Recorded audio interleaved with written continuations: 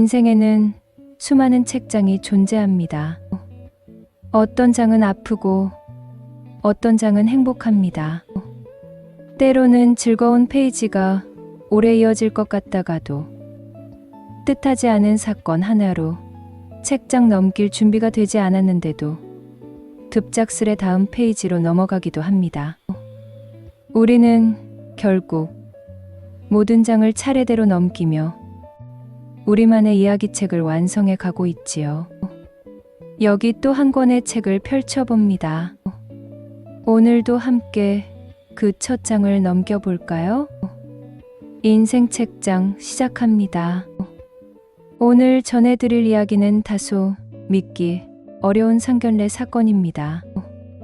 보통 상견례라 하면 양가 부모님이 서로를 존중하고 예의를 차리며 화기애애한 분위기 속에 진행되는 모습을 상상하기 마련입니다. 그러나 오늘의 사연은 그 기대를 한순간에 무너뜨리는 조금은 씁쓸한 이야기입니다. 주인공은 올해 65살이 된 장기호 씨입니다. 사랑하는 아내를 일찍 잃고 홀로 아들 하나를 키우느라 평생을 바쁘게 지내왔습니다. 고생 끝에 아들은 반듯하게 자라주었고요. 그 아들이 바로 37살의 장준영 씨입니다. 준영 씨는 어려서부터 공부 욕심이 많아 대학원까지 진학하느라 사회생활이 조금 늦어졌지만 긴 공부 끝에 괜찮은 직장에 들어가 연봉도 억대가 되었죠. 아버지 장기호 씨는 무엇보다 아들의 성실함과 따뜻한 마음을 자랑으로 여겼습니다.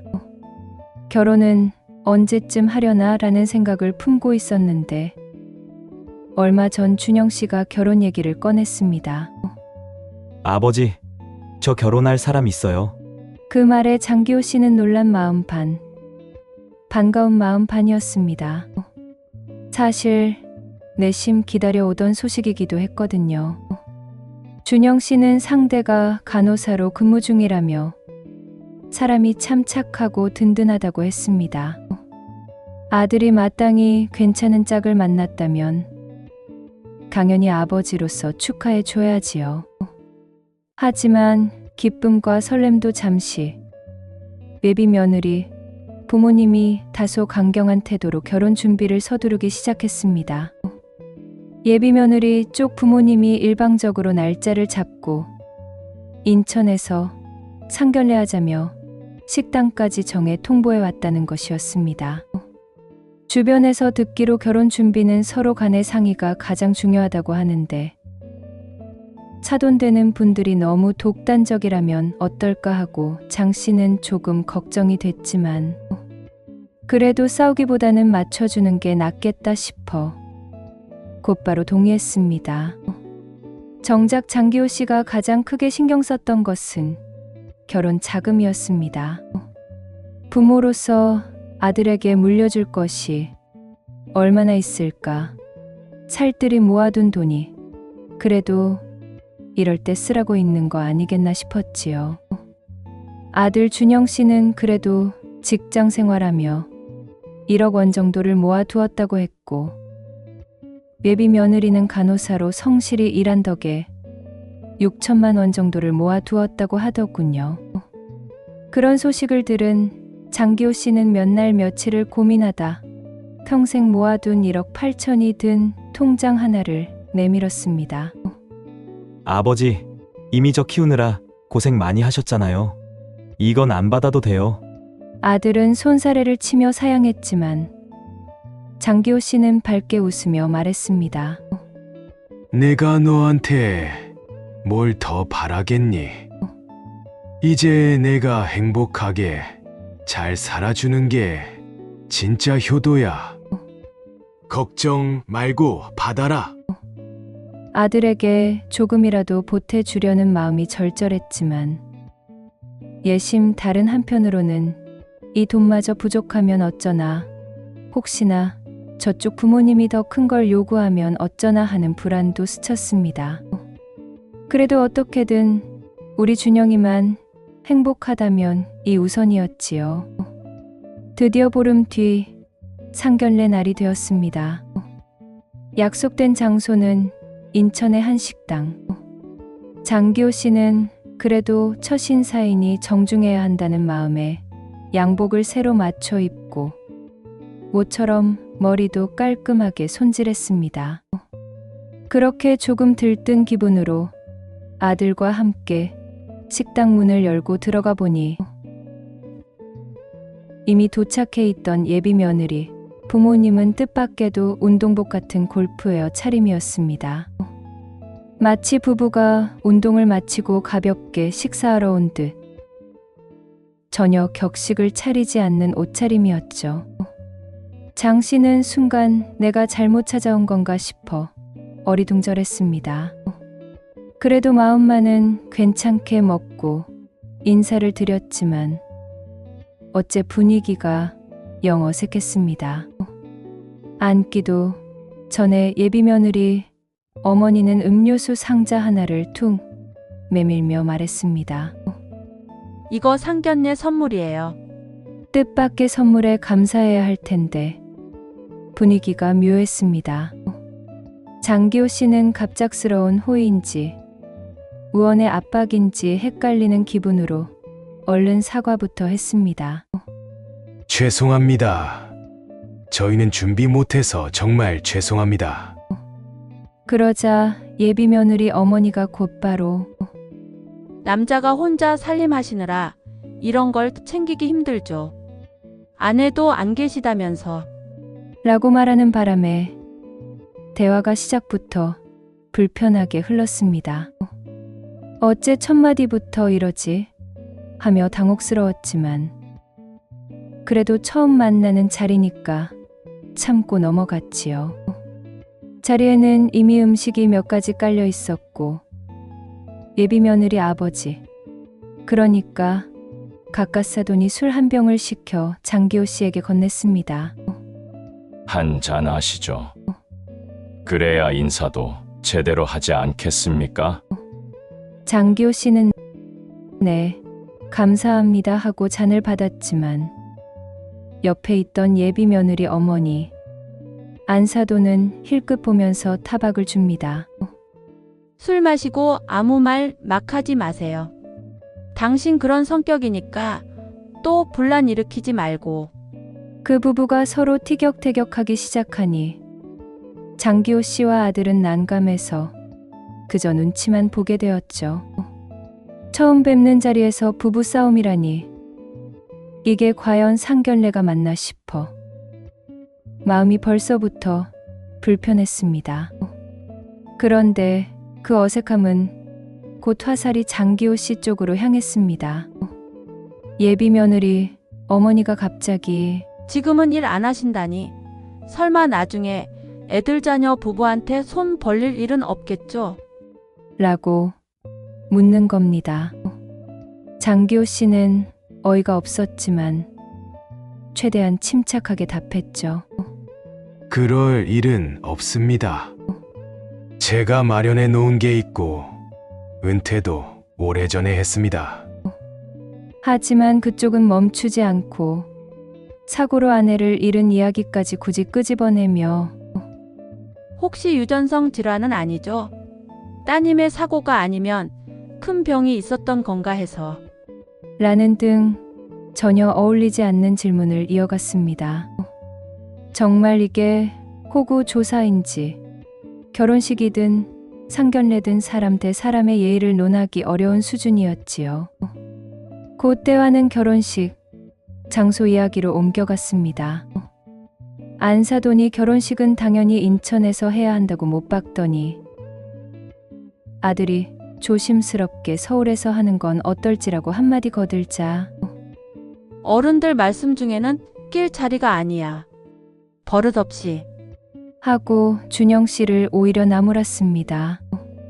계속해서 말이 오고 가는 중에 결국 집 문제까지 튀어나왔습니다. 결혼하면 집을 남자가 마련해야지. 요즘은 그래도 남자가 어느 정도는 준비하는 게 예의 아니겠어요? 라는 식으로 몰아붙였고 그러면서 37살이나 먹고 고작 그 돈밖에 못 모았냐며 준영 씨를 탓했습니다. 그제야 참다 못한 장기호 씨가 우리 아들은 이제 시작이지만 연봉이 1억이고 앞으로 얼마든지 늘어날 겁니다. 온수 2천에서 3천 해 오신다는데 저희가 준비하는 게 훨씬 많지 않습니까? 라고 맞받아쳤습니다. 가족을 지키는 아버지의 마음이었다고나 할까요? 그렇지 않아도 아들은 1억, 아버지는 1억 8천이나 내놓겠다고 했는데 더 뭘 어떻게 하라는 건지 답답했지요. 그러자 안사돈이 갑자기 언성을 높이며 말합니다. 그럼 우리 딸은 1억 8천짜리밖에 안 된다는 겁니까? 난 서울 20평짜리 아파트쯤은 해 오는 사위를 기대했는데. 장기호 씨는 그 말을 듣고 도무지 믿기지 않았습니다. 딸의 값어치를 돈으로 환산하듯이 말하는 그 태도. 그것은 상견례 자리를 완전히 무너뜨리는 결정타가 되었죠. 그쯤 되니 아들 준영 씨도 도저히 못 참고 말했습니다. 아버지 혼자 저 키우면서 평생 뒷바라지 하셨는데 지금도 1억 8천씩이나 주시겠다고 해서 저는 그게 오히려 부담스럽습니다. 그러자 안사돈은 어른들 말하는데 왜 어린 것이 참견이야 라며 또다시 아들을 나무랐습니다. 그 자리에서 더 이상 대화를 이어가는 것이 무의미해 보였습니다. 결국 장기호 씨는 자리를 박차고 일어섰습니다. 이만 일어나겠습니다. 식사값 절반은 제가 내고 가겠습니다만 더 이상 볼 일 없겠네요. 평생 아끼고 소중히 모셔왔던 아들, 결혼식이라 생각해 낭복까지 새로 맞춰 입고 나왔는데 돌아온 것은 예의 없는 말투와 계산적인 시선뿐이었습니다. 아들도 울분을 참지 못하고 자리에서 나섰고 두자푸즈는 결국 식당 문을 박차고 나왔습니다. 인천에서 돌아오는 차 안은 무겁게 가라앉았습니다. 준영 씨가 미안함에 고개를 들지 못하며 아버지에게 말했습니다. 죄송해요. 아버지, 좋은 소식이어야 하는데 괜히 이런 불편함만 드려서. 장기호 씨는 오히려 아들을 다독였습니다. 내가 정말 좋아한다면 아빠 눈치 볼 것 없다. 내가 조금 당황스럽긴 해도 내가 좋으면 그냥 강행할 수도 있는 거지. 그치만 하나를 보면 열을 안다고들 하지 않느냐. 아들도 이미 마음을 정한 듯 상견례 자리에서 예비장인 장모의 태도를 보고 깊은 실망을 한 모양이었습니다. 결국 준영 씨는 파혼을 통보했습니다. 예비 며느리는 몇 번 붙잡기도 했지만 이미 파국으로 치달은 이 결혼을 돌이키기엔 쉽지 않았죠. 마음의 상처와 함께 온 삐걱거림은 한번 시작되면 좀처럼 치유되기 어렵습니다.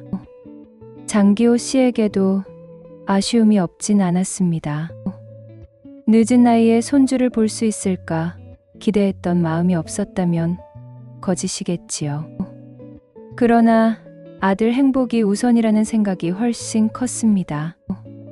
인연이 아니다 싶으면 어쩔 수 없는 거니까.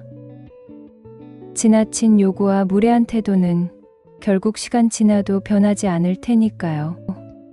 그 후 준영 씨는 원래대로 회사 일에 더 매진했습니다. 그 노력이 빛을 발해 금세 승진도 하고 안정적인 수입을 바탕으로 작은 아파트를 하나 마련했죠. 파혼의 아픔을 조금씩 잊어가며 다시 누군가를 만날 준비를 하는 모습이었습니다. 장기호 씨는 그런 아들을 보며 사람이 겪을 일은 어떤 식으로든 겪게 된다고 다시금 느꼈습니다. 상처가 남긴 흔적도 있었겠지만 동시에 그 경험을 통해 자신이 정말 어떤 사람과 결혼해야 행복할지 더 신중히 생각하게 되었을 테니까요. 혹시나 시간이 흘러 더욱 좋은 인연을 만난다면 그때는 좀 더 성숙한 상황에서 결혼을 결정하지 않을까 하고 기대를 품게 되었습니다. 우리가 이 이야기를 통해 깨달아야 할 점은 결혼이 단지 두 사람만의 일이 아니라는 사실입니다. 연을 맺을 때는 상대의 가정과 가풍, 그리고 서로를 대하는 예의를 함께 보게 됩니다. 서로가 배려하고 존중하지 않는다면 그것은 결국 결혼 생활이라는 긴 여정에서 더욱 많은 갈등을 야기하게 됩니다. 오늘 상견례 이야기는 무례한 언행과 거친 태도가 얼마나 큰 상처가 될 수 있는지 또 한 번 보여주었습니다. 결혼 준비는 서로 돈이나 조건을 따지는 것보다 상대방 가정에 대한 예와 인격적 존중이 먼저라는 사실을 잊어서는 안 되겠습니다. 여기서 오늘의 인생 책장 천천히 덮도록 하겠습니다. 때론 아픈 결말도 교훈을 남기고 또 다른 시작을 위한 길잡이가 되어주는 법이지요. 다음 이야기에서는 조금 더 따뜻하고 희망적인 에피소드로 만나길 기대하며 인생 책장 여기서 책장을 덮습니다. 다음 이야기에서 다시 만나요.